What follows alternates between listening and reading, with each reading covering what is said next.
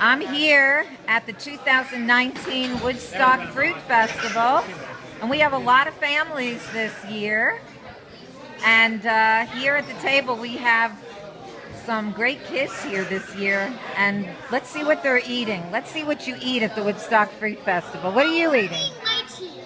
You're eating lychees. How do they taste? Good. Awesome. Awesome. What's your, what are you eating? I don't know. Let's see.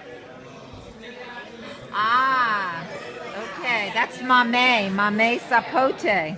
Kind of tastes like a sweet potato, except creamier. And what's your favorite fruit at the Woodstock Fruit Festival? Mango. Mango. Mango. All three of you like the mango the best? Of course. Okay, of course. Anything else that you really like a lot? No. Mostly mango. Yes. Awesome. Lychee. And what? Lychees. And lychees. I love mango. Mango and lychees. Cool. Thanks for telling me that. I like apples. Oh, you like apples too? I like every fruit. You like every fruit. Awesome. I like fire. Great. I Thank like every you. fruit, even dragonfly. This. Even dragon fruit? Yeah. Cool. Thanks for talking to me.